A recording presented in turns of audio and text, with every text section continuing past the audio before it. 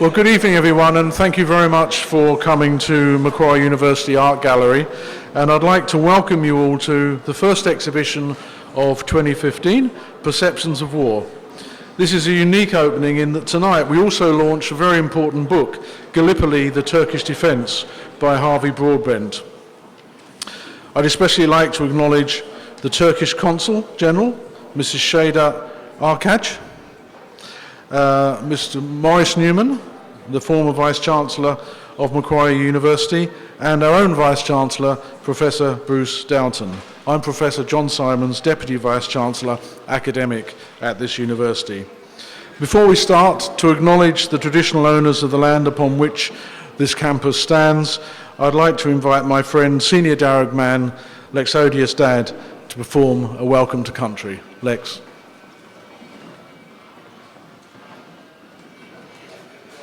Bujuringani, ladies and gentlemen, distinguished guests, brothers and sisters. I'd first off like to pay respects to my elders, both past and present. I'd like to pay respects to Biari, the Sky Father, and I'd like to pay respects to Wiari, Mother Earth. Very important that we pay much respect to her, because in recent times, throughout history, we haven't looked after her as much as we should have. Now, I like to explain a welcome to country. A lot of people wonder why we have a welcome to country. As an Aboriginal person, I have Irish descent and Aboriginal descent. My people were first contacted 227 years ago by the English. And our people don't believe in owning the land. We belong to the land. And our boundaries are respected. We have well over 300 different countries in Australia and over 300 different languages. If you wanted to pass into someone else's country, you would have to ask permission. We didn't believe in warring over each other's country. For instance, over in Hornsby, a bit up past Hornsby is Guringai country. That is not my country, it's not Darug country. If I wanted to go in there traditionally, I would light a fire and I'd wait to be approached by a traditional custodian. They'd come and ask me of my business. I could be there for up to 2 weeks waiting to be approached, and I'd send up special smoke. I could be there to meet for important business, to share important news, or to travel through country to gather more stories for my people. See, our rock engravings and our rock art are all connected right throughout Australia like a big spider web on stories on how to live your life and how to be the best possible person you can be. They would tell me the rules of that country, where I was allowed to go, where I wasn't allowed to go, where I was allowed to hunt, etc. And I was their responsibility. Today, in recent times since colonisation, I can't tell you guys what to do on my country here, but I can ask you really humbly to look after one another, to share. Because for thousands and thousands of years, for our people, we never competed over food, we never competed over housing. We had strict sharing laws. And it doesn't matter how rich or how poor you are, or what your status is in life, we all drink from the same water. Now, this exhibition touches my soul, and it's very, very important to retell history so we don't repeat the same mistakes. I'd like to share a little bit of my history through an Indigenous perspective. The Boer War, where the Australian government sent 50 trackers, black trackers over to the Boer War in 1901, and they weren't allowed to come back into the country because of the White Policy and the Immigration Act, and they weren't Australian citizens. And we're still working on repatriating them. We've got the Corn Wars in Sydney that people don't talk about very often, where they dug up the yam beds out in Hawkesbury, then they planted the corn, and our people went and gathered the corn and then were murdered from it for stealing it. And down Richmond Road there was gibbets hung, and our people were hung for stealing the corn. Not that I want to take anything away from the beautiful work that the curators and the researchers have done on Gallipoli, which is very, very important, but I just thought I'd like to share that little bit because a lot of it is not widely known in our mainstream society. I'd like to quickly sing a song for you guys. It's on the dreaming, it's on peace, it's about love, and it's about standing strong. And I think it's very important to think about those things and think about the old people and our ancestors, and so we don't repeat the same mistakes that our ancestors have done. Burgu, burgu, burgu. We are Gadal one. Burgu, burgu, burgu. Narabagali Mirabu Gaga. Gabaganal, Gabaganal, Gabaganal. We are Gadal one. Gabaganal, Gabaganal, Gabaganal. Narabagali Mirabu Gaga. Winangai, Winangai, Winangai. We are Gadal one. Winangai, Winangai, Winangai. Narabagali Mirabu Gaga. Warangal, Warangal, Warangal. We are Gadal one. Warangal, Warangal, Warangal. Narabagali Mirabu Gaga. Narabagali Mirabu Gaga. I'd like to pay respects to Uncle Ted Thomas, who wrote that song many years ago, and his dream was for every country around the world to sing that song as a sign of peace. And it's sung in 3 different languages: Wiradjuri, Wanarua and Nampa. Wadami Mediga Darak Nyura. Welcome, friends, to Darak country. Didgeridoo, and thank you.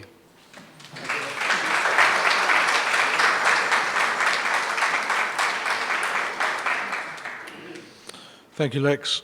This evening marks a milestone in one of Macquarie's most innovative historical research programmes.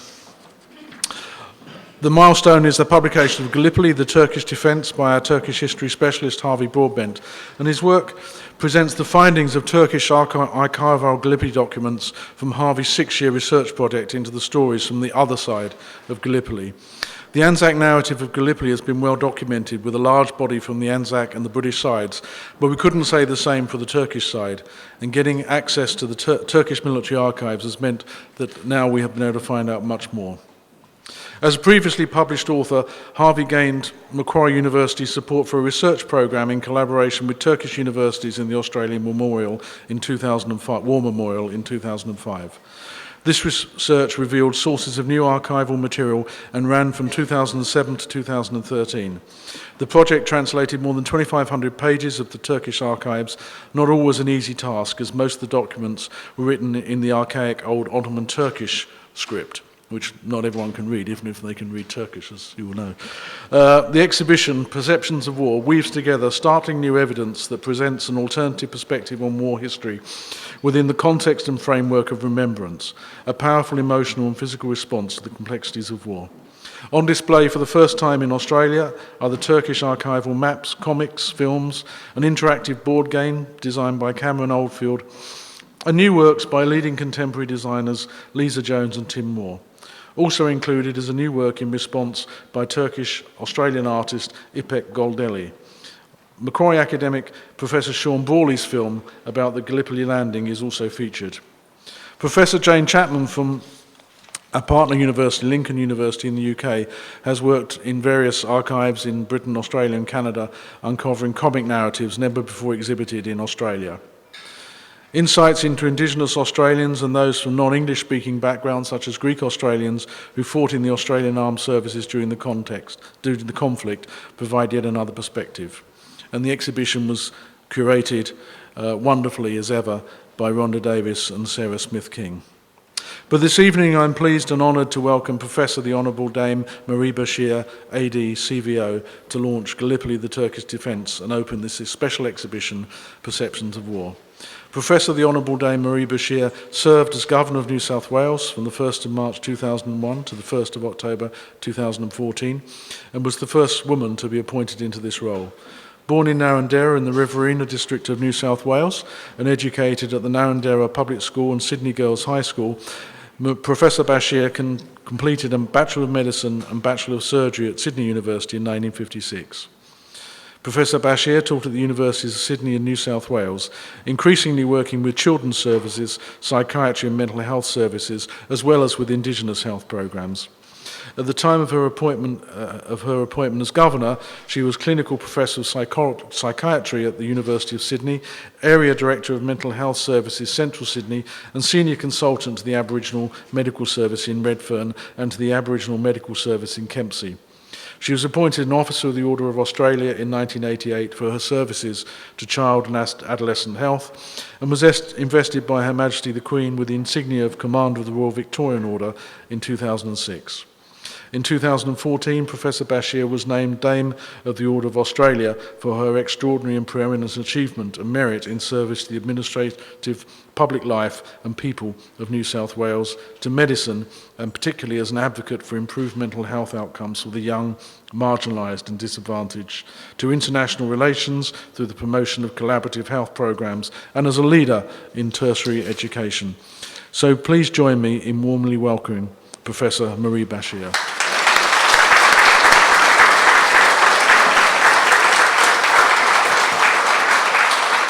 Thank you, Professor John Simons, for that very generous introduction.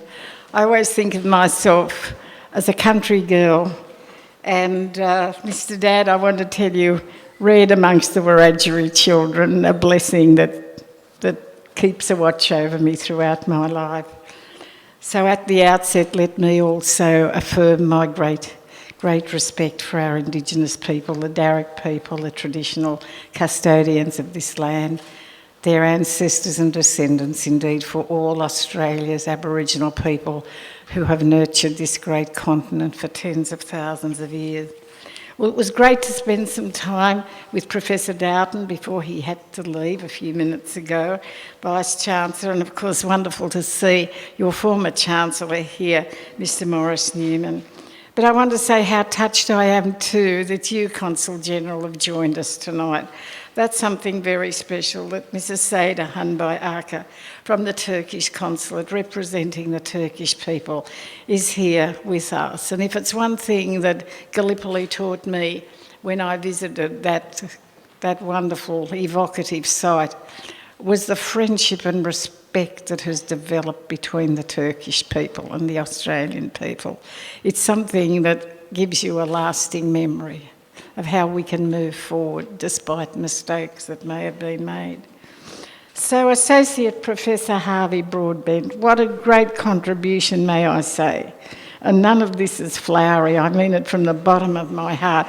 This book, let me assure you at the outset, is a gift to the nations, to both Australia and Turkey, because the research is absolutely meticulous. And I imagine, and I'm sure I'm right, that the sincerity and the scholarship of Professor Broadbent became apparent to the Turkish government and the archivists to allow him to have access to some of the most important documents in the country, which are then shared with all of you who will read this wonderful book. So it's a deeply felt privilege, ladies and gentlemen, colleagues and friends, to have been asked by Professor Broadbent, eminent Australian historian, to launch his outstanding contribution to the greater and more detailed understanding of our nation's involvement in that World War I campaign 100 years ago, almost 100 years ago in Turkey. And certainly, I would like to say that those of you who visited that site come away with two very overpowering images. That of the ruggedness of the cliffs there, whereas we know our soldiers were disembarked at the wrong spot. That reminds you of the cliffs at Whale Beach and so forth.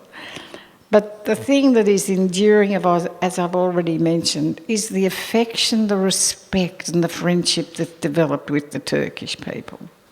That is something that I have not, I know, exaggerated. And it was certainly a privilege to travel there. And I went as a private person, so I wasn't being entertained to just see the good side of things. It's what I observed, and I shall never forget it and never cease to be grateful. Well, as the centenary of the Gallipoli campaign has drawn closer over recent decades, it has inspired a number of writers to produce a number of literary works to understand better the meaning of this campaign from the Australian perspective.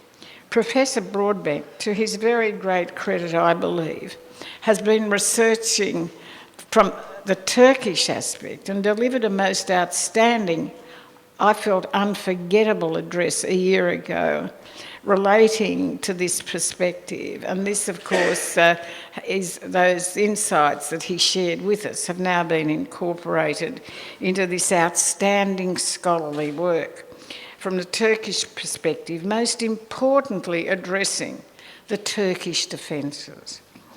I must applaud the very, very scholarly and meticulous research, which gives us engrossing detail. It's not just a fine academic work, but it's very difficult to put this book down. Well, I found so. And so one can only assume that Professor Broadbent, was trusted by the Turkish archivists and government to have it.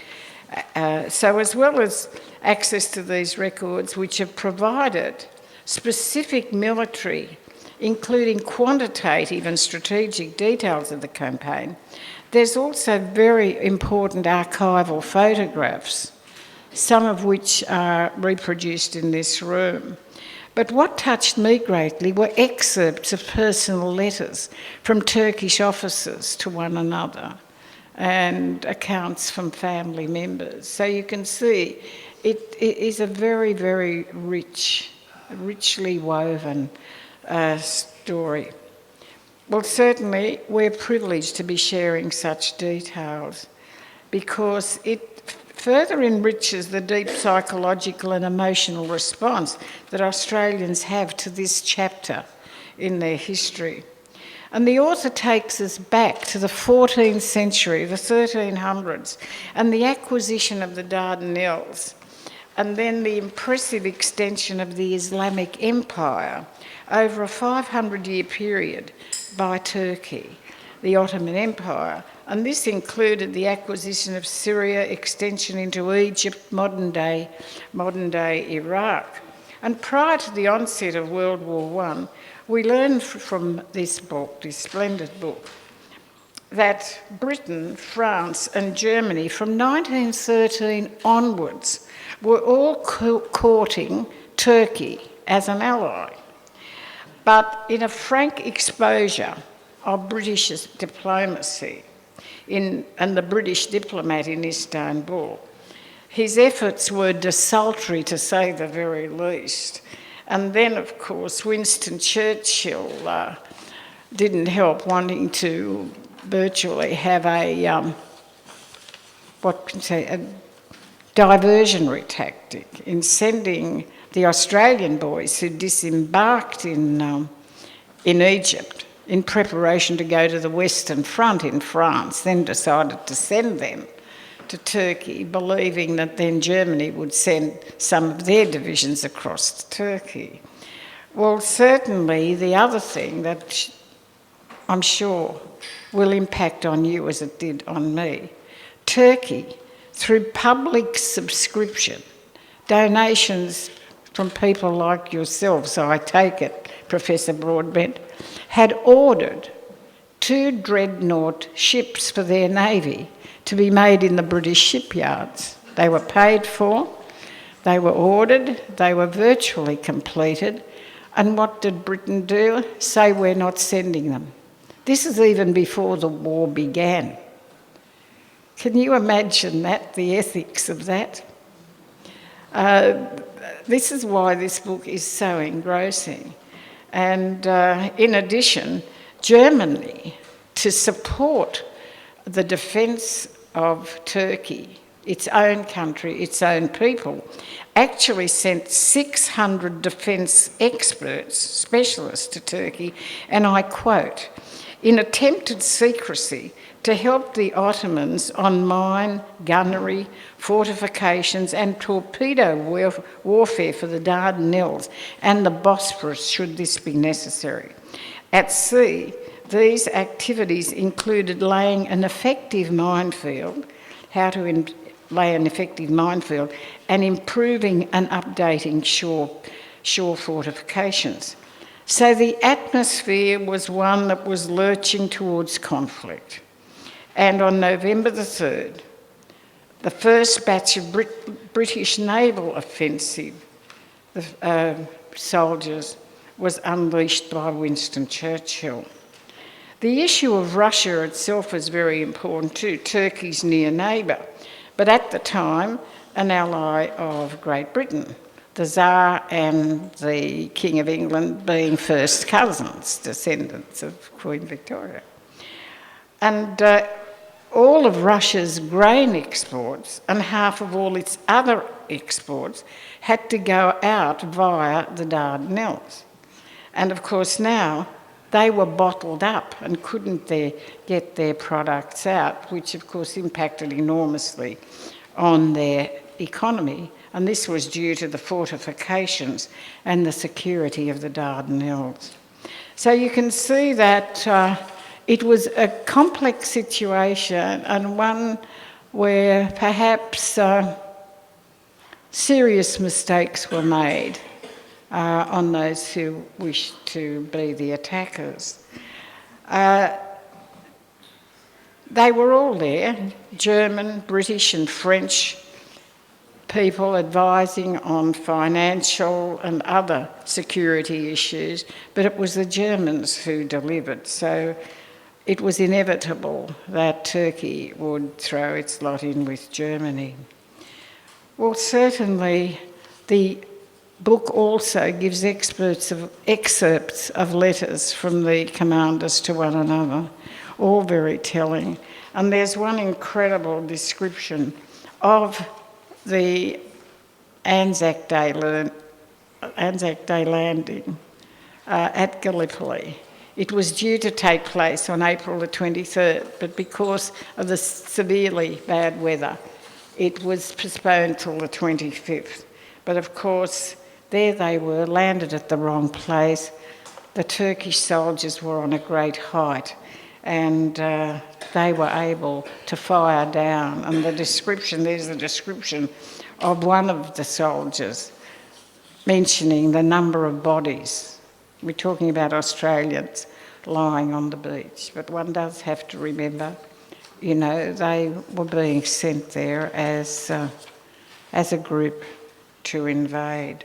So the quotations provided from original Turkish documents certainly give us many insights and touch our heart.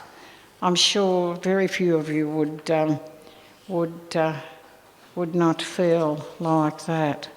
So as I said in the beginning, this splendid book, the Anzac landing, is provided in detail, and of course the conflict that subsequently took place.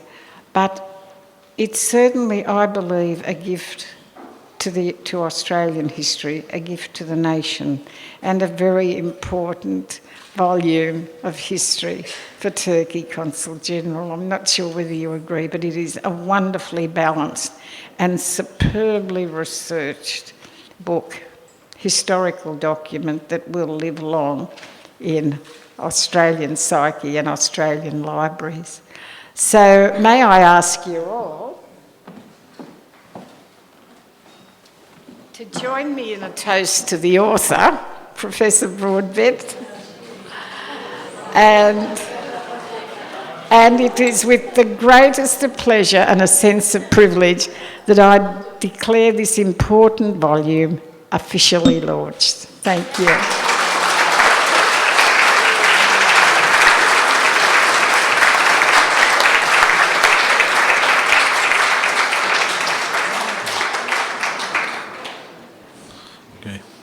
Thank you, Professor Bashir, for those characteristically gracious and thoughtful words. And before you go, just a small gift from you. Oh, thank you. Thank you. I should.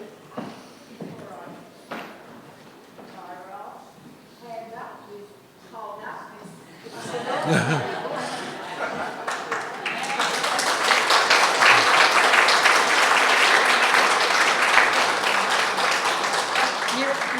have to feel it to know it is rich in magnificent detail.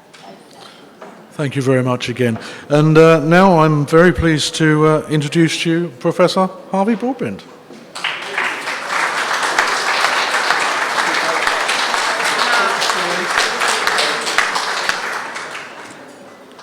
Well, thank you, Professor Bashir, for those amazingly gracious words. I'm almost speechless, which probably is a good thing, which will because I won't keep you much longer. But thank you so much, Professor Bashir, for coming and opening and saying those wonderful, gracious words about the book. I'm touched indeed. And thank you also, my thanks go to Professor Downton and Professor Simons for organising this gathering tonight. And I will be saying some more thank yous in a few moments. Also, it's great to see our previous Chancellor, Maurice Newman, here amongst us, because he was very involved in setting these projects up in the early days. It's actually taken 7 years of research with these documents, and this particular project, in fact, owns its origin in 2003, when I travelled to Turkey to find out some answers to questions for the previous book, Gallipoli the Fatal Shore. And it was then that I discovered those archives. And I was only the second foreign researcher to be given access to those archives. And when I came back from Turkey, I approached Macquarie University to gain support for the pilot research project in collaboration with a Turkish university, the Middle East Technical University in Ankara. And for that initial leg up, I have to thank again Maurice Newman, the Chancellor at the time, former Vice-Chancellor Di Urbury, and the Deputy Vice-Chancellor Research at the time, Jim Piper, who can't be here tonight. He's given his apologies. He's gone on to greater things. He's attending a function tonight. And Jim always reminded me throughout this project that being a New Zealander, I must never forget the NZ in Anzac. The War Memorial came on side after the pilot program revealed this source of new archival material in 3 significant Turkish collections, the main one being the Turkish General Staff Archives in Ankara. And when the War Memorial came on stream, as it were, my thanks have to go to Peter Stanley. He can't be here tonight, he's in in Canberra. Sorry, my slip up there.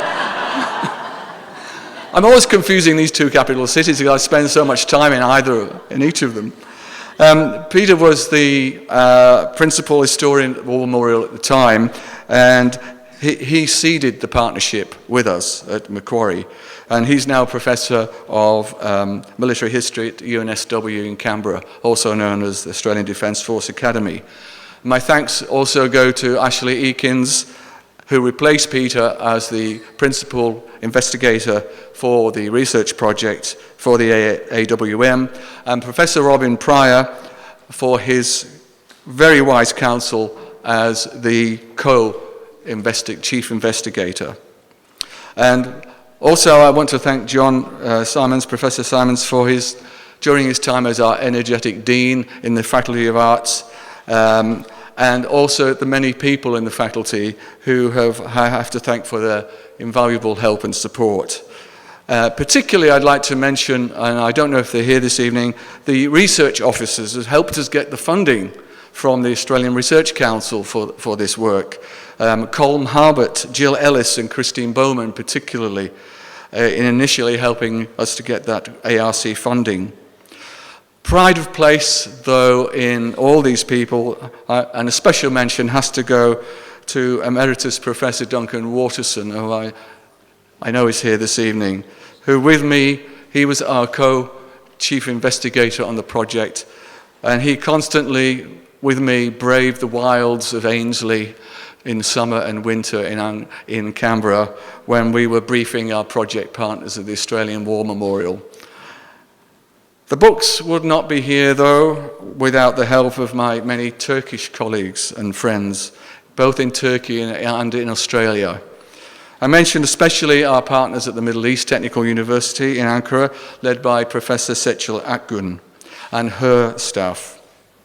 I had a great team of translators working on the hundreds of documents over the 6 years. The most active were Drs. İpek Güldeli, Dr. Banu Şenay, Can Yalçınkaya, Dr. Haluk Ertan, and Derya İner. They were all quite brilliant, fitting in the often laborious task of translation amidst their work on their PhDs and other jobs. But I do have to single out İpek Güldeli tonight.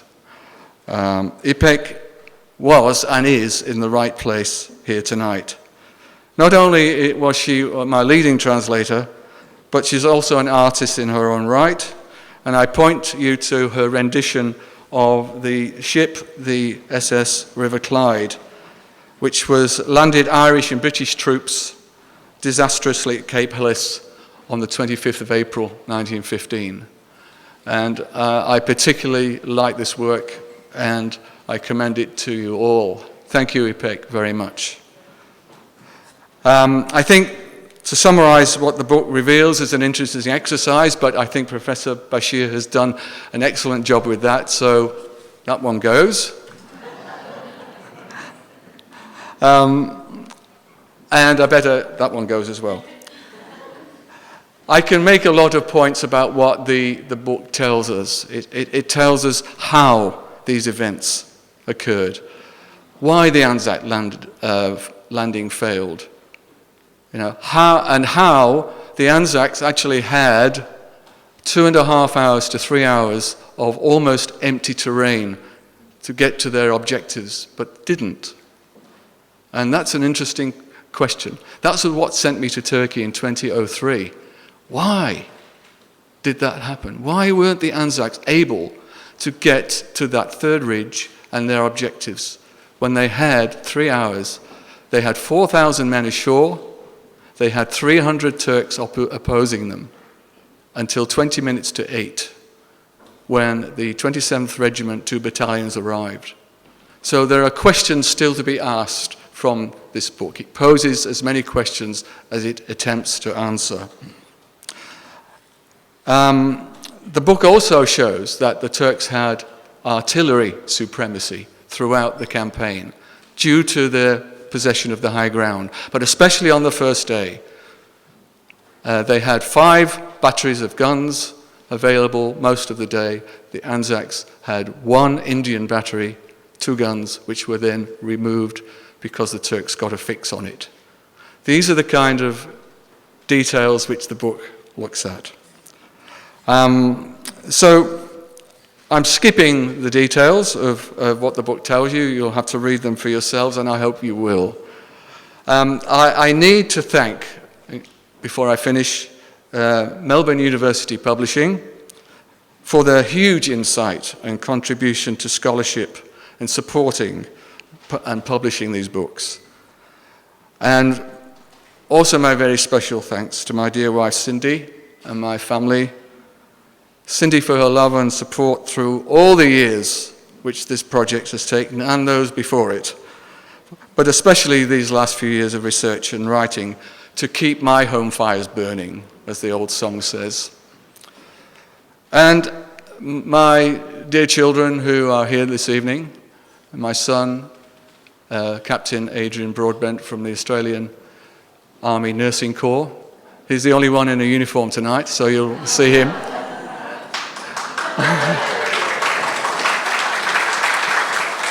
His twin brother Mark, who is a university teacher over at the enemy's territory in the University of New South Wales. And my dear daughter Emma, who's earning more money than the rest of us put together, working for Cisco Systems. So I had to mention them. They've always been a great support to me. Thank you. And I can't let the moment go without a mention for a group of my musical friends who've come along this evening. Cherie, John, Mike, and Darryl, I think Daryl's here, is he? Didn't make it. Yes, good. We call ourselves New Tricks. Now, their musical companionship has given me the great creative antidote to this intensive scholarly activity. We meet once a week, we play music together. Now, every writer, I believe, needs such a creative outlet to keep you going, to get you away from that damn computer. So, thank you all for coming very much, and I do hope you enjoy reading the book. Thank you. Thank you, Harvey.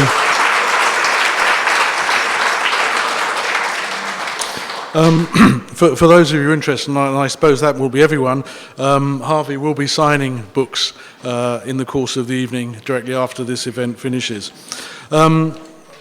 I grew up in a country where rationing was still in force and where I was surrounded growing up by the signs of bomb damage and surrounded by men who were only in their 30s who had spent a number of years out of their country fighting in another war. But the significant event in my family's life was none of that. It was the moment in 1915 when my great-grandfather died at Gallipoli, where he remains in no known grave. So this is going to be a year about memory, and I think what Harvey has shown is that even those things that have been forgotten can be retrieved. And if nothing else, Harvey's book is important because it's a retrieval of those things which might otherwise be forgotten. A number of thanks now to Effie Alexakis, to Ian Brew, to Professor Sean Brawley, to Professor Jane Chapman, to Lisa Jones, to Cameron Oldfield, to Rocket Matler, to Tim Moore, to Gary and Mark, the arts marketing team, and Ben and Lester from Paper Monkey for all their brilliant work collaboratively to put this exhibition together. We'll hope you enjoy the launch and the opening this evening, and just to remind you that this exhibition will run till the 18th of March, so you've got plenty of time to come back and see it. There'll also be a couple of public lectures as part of the exhibition. Please check the Art Gallery website for the complete calendar of events, but I'd particularly mention the two by Jane Chapman, which will be on Thursday the 19th of February at 1 o'clock and on Thursday the 5th of March at 1 o'clock. So please do come along to those. And finally, thank you all for coming to the first event of this year, and I look forward to seeing you at subsequent events.